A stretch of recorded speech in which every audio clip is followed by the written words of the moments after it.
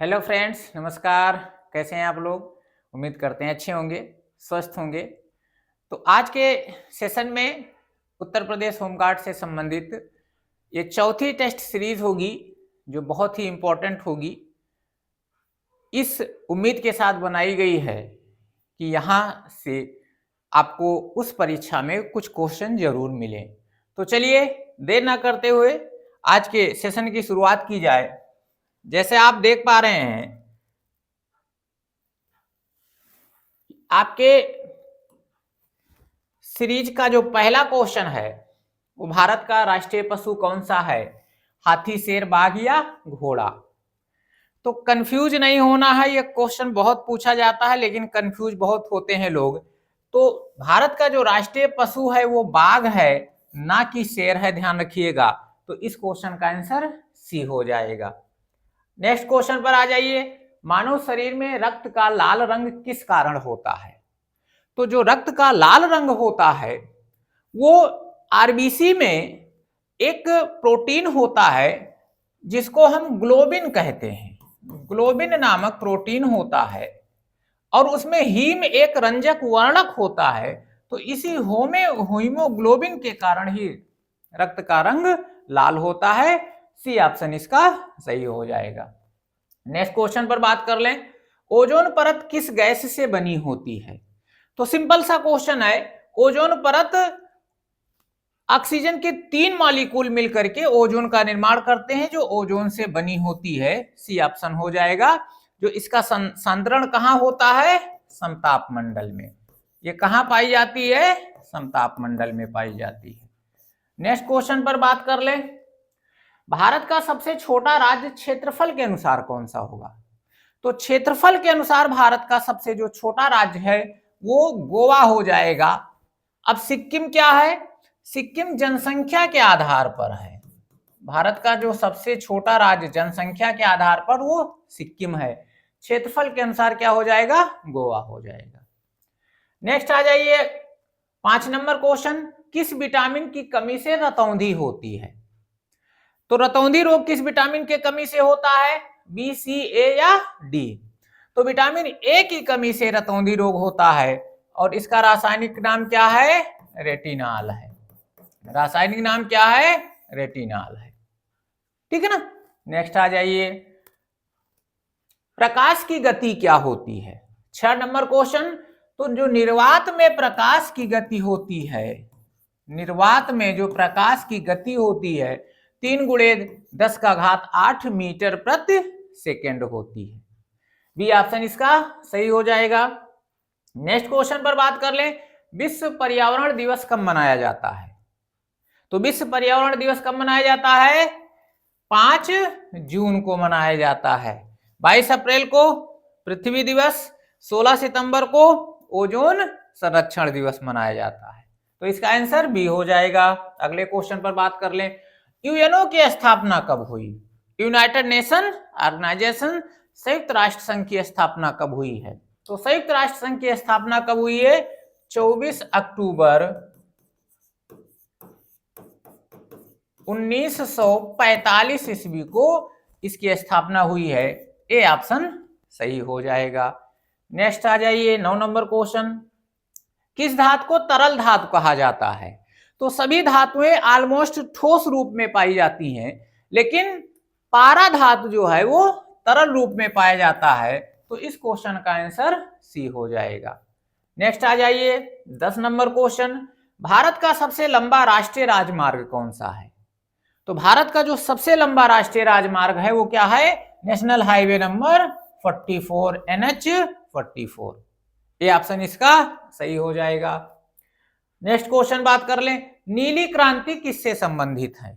तो बहुत सारी क्रांतियां हैं जिसमें नीली क्रांति का संबंध मछली पालन से है या मत्स्य पालन से है। ठीक है ना, मत्स्य पालन से है। मछली पालन या मत्स्य पालन। दूध से श्वेत क्रांति, तेल से पीली क्रांति, ठीक है ना, और मोटे अनाजों से हरित क्रांति, अनाज से हरित क्रांति हो जाएगा। 12 नंबर क्वेश्चन। मानव शरीर की सबसे बड़ी ग्रंथि कौन सी है? मानव शरीर की सबसे बड़ी ग्रंथि कौन सी है? तो यकृत या लीवर मानव शरीर की सबसे बड़ी ग्रंथि हो जाएगी। 13 नंबर क्वेश्चन पर बात कर लें, संविधान की प्रस्तावना में कितने शब्द हैं? तो जो संविधान की प्रस्तावना बनाई गई है, हम भारत के लोग भारत को संपूर्ण प्रभुत्व संपन्न, इन शब्दों पर बात किया जाए तो कुल 84 या 84 शब्दों से हमारी प्रस्तावना तैयार हुई है। नेक्स्ट आ जाइए 14 नंबर क्वेश्चन, सूर्य ऊर्जा किस प्रक्रिया से उत्पन्न होती है? जो सूर्य से ऊर्जा लगातार उत्पन्न होती है, प्रकाश उत्पन्न होता है, वो कौन सी प्रक्रिया होती है? तो सूर्य के नाभिक में एक संलयन की प्रक्रिया होती है जिसमें हाइड्रोजन मिलकर हीलियम बनाते हैं, इसी को संलयन कहा जाता है, और इसी संलयन से भारी मात्रा में ऊर्जा विमुक्त होती है। नेक्स्ट आ जाइए, अंतरिक्ष दिवस कब मनाया जाता है? तो 23 अगस्त को अंतरिक्ष दिवस मनाया जाता है।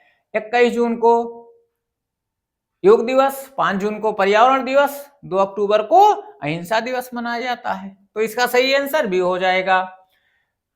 नेक्स्ट क्वेश्चन है, भारतीय संविधान में धर्मनिरपेक्ष शब्द किस संशोधन के द्वारा जोड़ा गया? तो जो हमारी प्रस्तावना है उसमें यह शब्द नहीं था, पंथ निरपेक्ष नहीं था। तो 42वां संविधान संशोधन हुआ 1976 ईस्वी में, और इसी संशोधन के द्वारा संविधान में पंथ निरपेक्ष या धर्मनिरपेक्ष शब्द जोड़ा गया था। नेक्स्ट आ जाइए, संविधान की मूल संरचना सिद्धांत किस मामले से संबंधित है? तो केशवानंद भारती बनाम केरल राज्य वाद में सर्वोच्च न्यायालय ने मूल संरचना या मूल ढांचा का सिद्धांत प्रस्तुत किया। बी ऑप्शन आपका सही हो जाएगा। नेक्स्ट आ जाइए, किस वेद को संगीत का वेद कहा जाता है? तो संगीत का जनक किस वेद को माना जाता है? सामवेद को संगीत का जनक माना जाता है। यजुर्वेद को यज्ञों का वेद, अथर्ववेद को जादू टोना तंत्र मंत्र का वेद, और ऋग्वेद सबसे पुराना वेद है। ठीक है ना। नेक्स्ट आ जाइए, भारत में न्यूनतम आयु मताधिकार कब लागू हुआ? तो जब भारत में मताधिकार लोगों को मिला तो वोट देने का अधिकार 21 वर्ष आयु के प्राप्त लोगों को था, लेकिन 61वां संविधान संशोधन हुआ, 61वां संविधान संशोधन हुआ 1989 में, 1989 में, और इसमें मताधिकार की आयु कितनी कर दी गई? 18 वर्ष कर दी गई। तो न्यूनतम मताधिकार कब लागू हुआ? 1989 में लागू हुआ है। नेक्स्ट आ जाइए, किस नदी को भारत की दुखद नदी कहा जाता है? कोसी नदी अपने कटान के लिए कुविख्यात है, इसको भारत की दुखद नदी के नाम से जाना जाता है। नेक्स्ट आ जाइए, संविधान के किस अनुच्छेद में राष्ट्रपति की आपातकालीन शक्तियां हैं? तो राष्ट्रपति को 3 प्रकार की आपातकालीन शक्तियां प्राप्त हैं। 352 में वित्तीय आपात, 356 में राज्यों में आपात, और 352 में राष्ट्रीय आपात, 356 में राज्यों में आपात, और 360 में वित्तीय आपात। तो ये सभी राष्ट्रपति की शक्तियां हैं जो आपातकाल से हैं। नेक्स्ट आ जाइए 22 नंबर क्वेश्चन, भारत में पंचायती राज को संवैधानिक दर्जा कब मिला? तो भारत में जो पंचायती राज को संवैधानिक दर्जा मिला है वो 1992 में मिला है, 73वां संविधान संशोधन के द्वारा। ठीक है ना, 73वां संविधान संशोधन के द्वारा संवैधानिक दर्जा मिला है। नेक्स्ट आ जाइए, भारत की सबसे लंबी नदी घाटी परियोजना कौन सी है? तो भारत की जो सबसे लंबी नदी घाटी परियोजना है वो क्या है? दामोदर घाटी परियोजना है। नेक्स्ट क्वेश्चन, भारत का सबसे बड़ा लैगून कौन सा है? लैगून झील। तो उड़ीसा का जो चिल्का झील है वो सबसे बड़ा लैगून झील का उदाहरण है। ये कहां है? उड़ीसा में है। ठीक है ना। नेक्स्ट आ जाइए, भारत में सबसे अधिक कोयला किस राज्य में होता है? कोयला में प्रथम उत्पादन में झारखंड राज्य है। ए ऑप्शन सही हो जाएगा। नेक्स्ट आ जाइए, मानव शरीर में इंसुलिन का स्राव किस ग्रंथि से होता है? तो इंसुलिन का स्राव अग्नाशय में से होता है, जिसमें जो बीटा कोशिका है जिसको लैंगरहैंस की द्वीपिका कहा जाता है, लैंगरहैंस की द्वीपिका, यहीं से इंसुलिन का स्राव होता है। सी ऑप्शन सही हो जाएगा। नेक्स्ट आ जाइए, किस धातु को भविष्य की धातु कहा जाता है? टाइटेनियम को भविष्य की धातु कहा जाता है। डी ऑप्शन सही हो जाएगा। नेक्स्ट आ जाइए, भारत का पहला परमाणु रिएक्टर कौन सा है? तो भारत का जो पहला परमाणु रिएक्टर है वो अप्सरा है। अब ये किस राज्य में है, ये आप कमेंट बॉक्स में जरूर बताइए कि अप्सरा जो पहला परमाणु रिएक्टर है वो किस राज्य में है। ठीक है ना। 30 number question, international court of justice कहाँ है? तो यूएनओ के 6 अंग हैं, 6 अंगों में एक है अंतरराष्ट्रीय न्यायालय, जो कहां है? हेग में है, नीदरलैंड के हेग नामक शहर में है। सी ऑप्शन सही हो जाएगा। 31 नंबर क्वेश्चन, जल में घुलनशील विटामिन कौन सा है? तो बी और सी जल में घुलनशील विटामिन है, बाकी ए, डी, ई और के ये वसाओं में घुलनशील विटामिन होते हैं। नेक्स्ट आ जाइए, 32 नंबर क्वेश्चन, कथकली नृत्य किस राज्य से संबंधित है? तो कथकली कहां से संबंधित है? केरल का शास्त्रीय नृत्य है। सी ऑप्शन हो जाएगा। अगला क्वेश्चन, भारतीय संविधान का सबसे लंबा अनुच्छेद कौन सा है? तो भारतीय संविधान का जो सबसे लंबा अनुच्छेद है वो 368 है, जिसमें संविधान संशोधन की प्रक्रिया का उल्लेख किया गया है। नेक्स्ट आ जाइए, 34 नंबर क्वेश्चन, भारत में राष्ट्रीय आपातकाल कितनी बार लगा? तो अब तक भारत में राष्ट्रीय आपात 3 बार लगा है, एक 1965 में, 1971 में और एक 1975 में। नेक्स्ट आ जाइए, सांभर झील किस राज्य में स्थित है? तो नमक उत्पादन के लिए प्रसिद्ध सांभर झील कहां है? राजस्थान में स्थित है। नेक्स्ट 36 नंबर क्वेश्चन, भारतीय संविधान की प्रस्तावना में बंधुत्व का क्या उद्देश्य है? तो बंधुत्व का उद्देश्य आर्थिक समानता, सामाजिक न्याय, राष्ट्रीय एकता और अखंडता, राजनीतिक स्थिरता। तो इसका ऑप्शन सी हो जाएगा, राष्ट्रीय एकता और अखंडता। नेक्स्ट आ जाइए, राज्य पुनर्गठन आयोग का अध्यक्ष कौन था? तो 1953 में 1953 में राज्य पुनर्गठन आयोग का गठन किया गया दिसंबर, और फजल अली उसके पहले अध्यक्ष बनाए गए थे। 38 नंबर क्वेश्चन, अमात्य शब्द किस काल से संबंधित है? तो एक मंत्री टाइप का पद होता था और इसका संबंध मौर्य काल से है। गुप्त काल में भी अमात्य मिला हुआ है, मौर्य काल में भी मिला है, तो इस ऑप्शन के अकॉर्डिंग भी ऑप्शन आपका सही हो जाएगा। 39 नंबर क्वेश्चन, 1857 के विद्रोह का तात्कालिक कारण क्या था?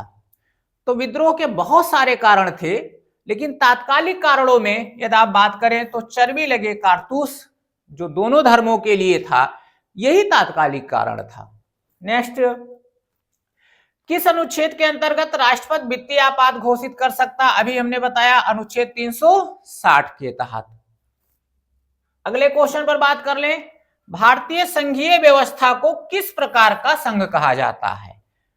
शुद्ध संघ, परिसंघ, अर्ध संघ या एकात्मक? तो भारतीय संघीय व्यवस्था है वो अर्ध संघात्मक है, कहीं इसमें एकात्मक स्वरूप भी है और कहीं इसमें संघात्मक स्वरूप भी है। तो सी ऑप्शन इसका सही आंसर हो जाएगा। 42 नंबर, राष्ट्रीय आय मापन में किसे शामिल नहीं किया जाता है? सरकारी सेवाओं को, घरेलू कार्य को, औद्योगिक उत्पादन को या कृषि उत्पादन को?